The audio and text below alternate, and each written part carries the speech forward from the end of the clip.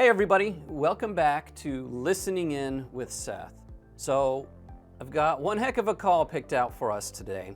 If I were to summarize what we're going to talk about today, it would be summarization.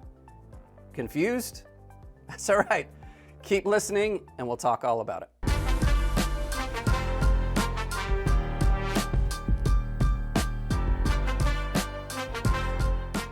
The main thing we're going to be talking about today is summarizing a phone call.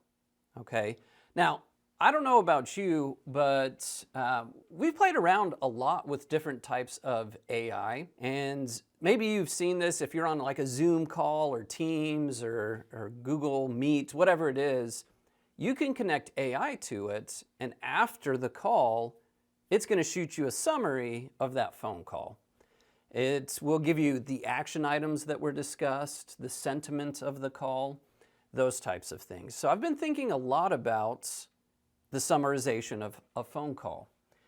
Now, it has been a hot minute since we've listened to a driver phone call. We're going to go ahead and do that today because it has been a little while. As you know, we've been branching off into all kinds of other areas of talent acquisition. And the main takeaway, though, today is going to be applicable to any type of talent call, recruiter, HR, where we're interviewing a candidate, essentially. So let's dive in, listen to the call together.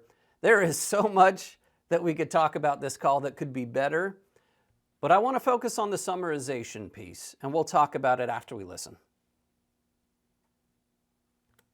Good afternoon, Adventure Bay Trucking Recruiting Department. Yeah, hey, how y'all doing today? Good, how are you? Can I talk to a recruiter, please? This is a recruiter. Oh, all right. Well, I'm looking for a job. How much y'all pay for 3-year experience flatbed? Where do you live at? I say I have 3-year experience with a flatbed. Not going to go too in depth here. Like I said, we're going to keep this mostly focused on one big topic, but we're going to pause it along the way because the individual is calling in saying, I'm looking for a job. And for whatever reason, the person whose job it is to speak to individuals like that is super annoyed. It sounds like that she got a phone call from someone looking for a job. So a little confused by that. So how much? I was asking where you live at to make sure you're in our area. Oh, I didn't hear you. Texas. Adventure Bay, Texas. 12345 zip. Okay. So yeah, that's in our hiring area. Experienced drivers start off at 27% of what the load pays. So it's a percentage of the load instead of cent per mile. You can bump your pay up every 30 days. It's based on performance. So you don't wait for a seniority-based raise. It's performance-based. It caps out at 34% of what the load pays, and then the extra pay you get for the tarping. You tarp 80% of your freight. Steel tarp that weighs 100 pounds, you get an extra $30 for tarping with that one.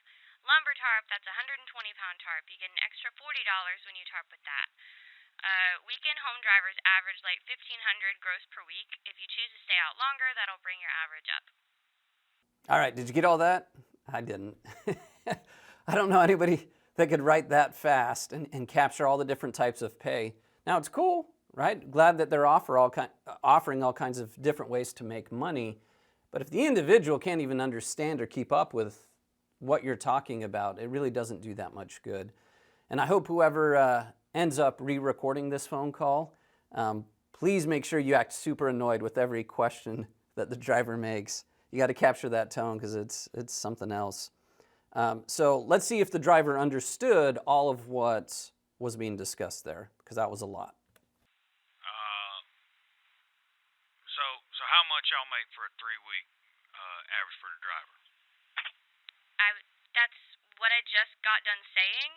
So the average for drivers getting home weekends is like around $1,500 gross per week. If you choose to stay out longer and don't need to be home on the weekends, that's going to bring your average up more. And that's a guarantee or no? So guarantee?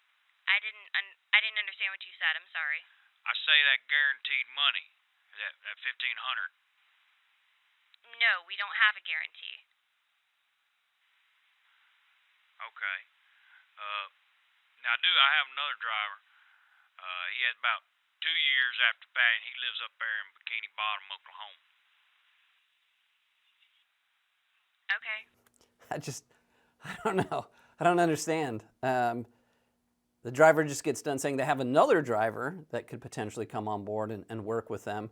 I'm not sure if he's talking about maybe teaming up, driving as a team, or just he knows somebody else, a good driver looking for work. But recruiters just not having it. I guess they're just not looking to hire anybody right now because, not asking many questions about that at all. Yeah, so you paying a percentage per mile or per mile or what? Yeah, it's percentage of the load in both places, and the Oklahoma drivers average more like 1,600 gross per week. It's a better freight paying area. Okay, but when we're first getting started in, it'll be say like 69%. It'll be, or is that per mile? Is that what you're telling me? It's a percentage? 27% of what the load pays. Oh, It's not a cent per mile. I was telling you the average of what the drivers on weekends are getting right now. I can't exactly tell you what every single driver makes.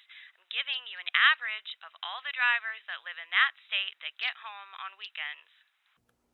So if I were working with this individual, if I were their manager or just coaching, listen, this could just be a bad day, right? It happens to all of us. So I would have to listen to a number of calls from the same individual over time to make sure that all the calls don't go this way, because it's pretty rough. Just a really bad experience for the driver calling in. So anyway, I would encourage you, if you work with this recruiter, please listen to a number of calls and let's make sure this isn't a pattern. okay. Well, I see. So do we have orientation like we have an experience for, or? If you're able to get a job offer where you just have a 3-day paid orientation and into your truck, then those start every Monday and you get paid $200 a day for the orientation and then any loads you get dispatched on. By the end of the week, you'll make like $1,000 gross per week if you haven't already hit over that. All right. Okay. So just 3 days. If we're able to get at least a year or more of over-the-road flatbed hauling the types of loads that we haul on a regular basis. Yeah, 'cause I work with Randall Reilly right now, and I just left, so. Okay. Yeah. Okay. So if we're able to get you approved with a 3-day paid orientation and into your truck, you'll qualify for a sign-on bonus. But I won't know the amount and how it's broke down until we have a job offer. Okay. So now I don't have an offer for the job. No, I said if we get you a job offer, then if you're approved, that you just do a 3-day paid orientation and into your truck. I was letting you know you should qualify for a sign-on bonus, but I don't know that amount and how it's broke down until you have the offer. Oh, okay. Well, that sounds good. Okay, all right. All right. Thank you. Thank you. Have a good day. All right. So that was a little rough. That was a little rough to listen to. But let's go back to the main theme here, which is summarization.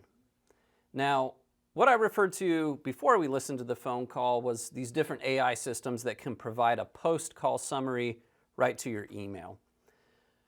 What I'm talking about is something completely different, right? While those are cool and they have their place, really what I'm talking about here is a summary that would almost happen in the middle of a phone call, where it's a way to hold ourselves, as recruiters or talent acquisition, HR, whatever our role may be, where we're working with candidates. It's a way to hold ourselves accountable that if midway through the call we can't summarize what we've learned about that individual, then we've got to focus on asking more and better questions. If I had to recap what I know about this driver, and it's about a 5-minute phone call, it would be a very, very short list, right, of where they live, maybe kind of what they're looking for, and that he has a friend who's also a driver. It's about all I know about this individual.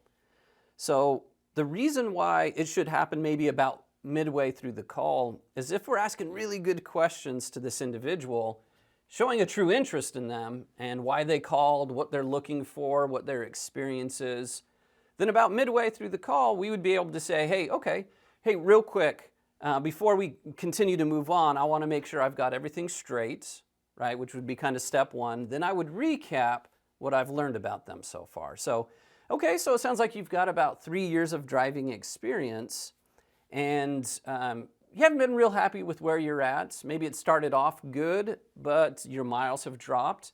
You're not making the money you want, and the home time isn't quite what you hoped it would be. That's part 2. Part 3 would just be get that agreement. Does that sound about right? What did I miss?